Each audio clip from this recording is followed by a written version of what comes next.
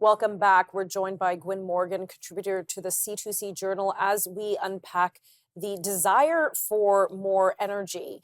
Is nuclear the path forward, or do we use what we have already in Canada, which is natural gas and fossil fuels at large?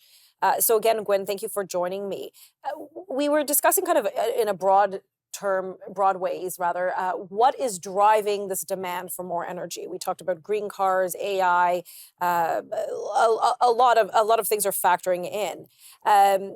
And so to meet those demands, many people are turning to nuclear. So Microsoft, and many people aren't aware of that, but Microsoft, for example, is now involved in the rebirthing of the infamous 3 Mile Island nuclear facility in the US. Why is Microsoft involved in nuclear production? Because Microsoft is a huge consumer of electricity through their artificial intelligence network, and they're not far from the only one. But the problem with even the refurbishment of this plant is going to take many years. That's just refurbishing.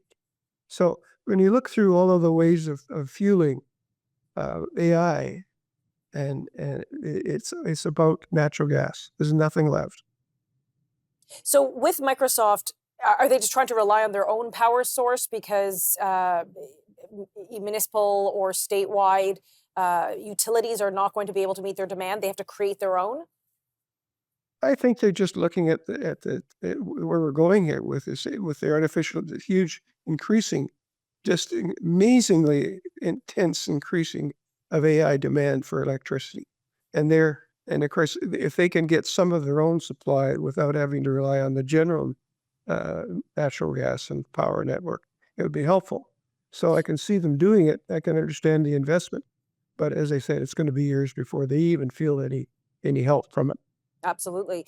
When we discussed, and we touched upon this again broadly, with AI's increased demand for electricity, what is it about AI that consumes so much electricity? Why, or energy rather? Why does it demand so much energy consumption?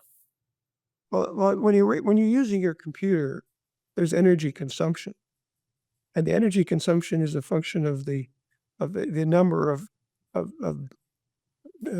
electrons that have to move around, if I could put it that way, for each function, each thing you do. And the fact is that if you do a Google search, it takes some energy.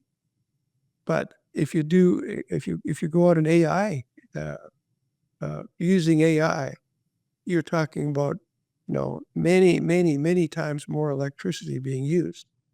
And so as the people who, we've had all this discussion of how AI is going to change our world, how wonderful it is. The fact is, there's no way that can happen without more electricity. And the only way that's available readily is natural gas. And with AI, I understand that there are these large data centers that have to be powered.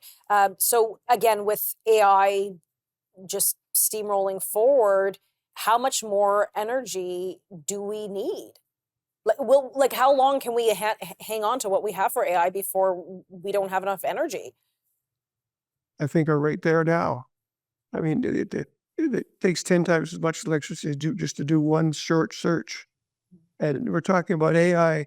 If you book an airplane ticket, whatever you're doing, there's AI in there. Just about everything you do now when you go online is assisted to or even performed by AI, and that's fairly early days, but that's where we're at.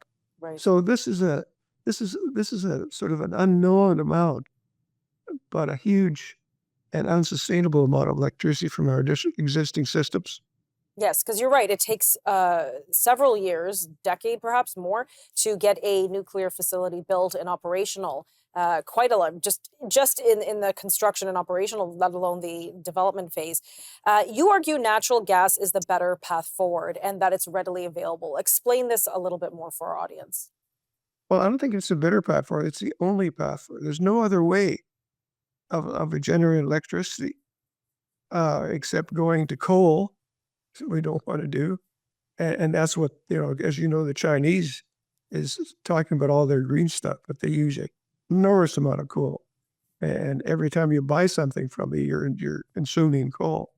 So that's a sort of a sidelight, but that also applies to all of their own AI stuff.